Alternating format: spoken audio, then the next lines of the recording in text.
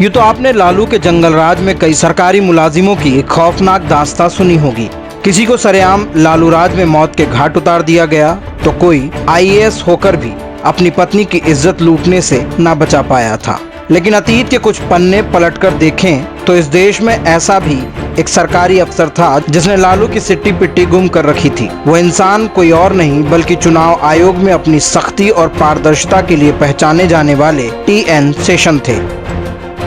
12 दिसंबर 1990 को शेषन देश के 10वें मुख्य चुनाव आयुक्त बने। उन्होंने इस पद को 1990 से लेकर 96 के बीच संभाला। शेषन की बेबाकी का अंदाजा आप इस बात से लगा सकते हैं कि वो कहा करते थे कि मैं तो नाश्ते में नेताओं को खाता हूँ। आई ईट पॉलिटिशियंस फॉर ब्रेकफास्ट।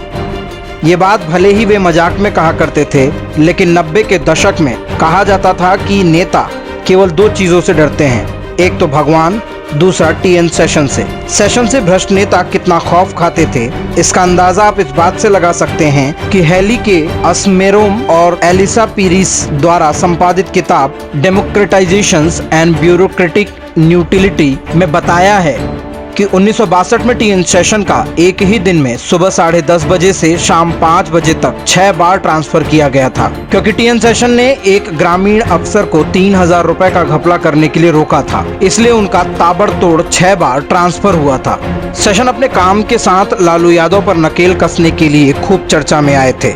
शेषन 90 के उस दौर में मुख्य चुनाव आयुक्त बने जिस समय बिहार में लालू का जंगल राज था। चुनाव के दौरान बूथ कैप्चरिंग की अनगिनत घटनाएं होती थी। वोट के बदले नोट और शराब बांटा जाता था। बिना किसी रोक टोक के फर्जी मतदान होता था। हिंसा और हत्या तो जैसे बिहार के चुनाव में होना तय ही था। हालात तो ऐसे थे कि हर चुनाव जैसे लोगों के खून का प्यासा होता था। वर्ष 1984 के लोकसभा चुनाव में बिहार में 24 लोग मारे गए थे और 1989 में 40।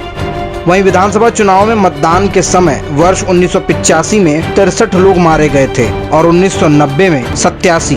शेषन सबसे पहले सख्ती की तलवार बिहार में ही चलाई और लालू से सीधे लोहा लेते हुए 1995 में चुनाव में सोच लिया था कि अब बिहार के चुनाव में कुछ भी गलत नहीं होगा।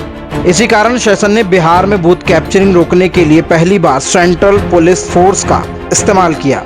वोटर आईडी कार्ड भी शेषन की दिमाग की ही उपज थी, जिससे फर्जी वोट बैंक को रोका जा सके। निष्पक्ष चुनाव कराने के लिए कई चरणों में चुनाव करवाए और उसकी तैयारियों के लिए चुनाव को कई बार टाला भी। शेषन की सख्ती से लालू इतना तिरमिला गए थे कि शेषन के लिए रैलियों में सरेआम धमकी देने लगे थे कि इस शेषन को तो भैंसिया पर चढ़ा करके गंगा जी में हिला देंगे।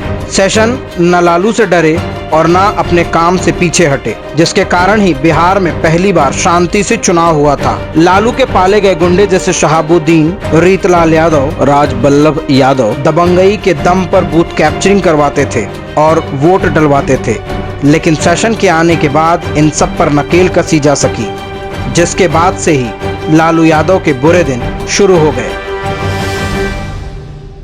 हम दोषी हैं, हम भ्रष्टाचारी हैं, हम दागी हैं।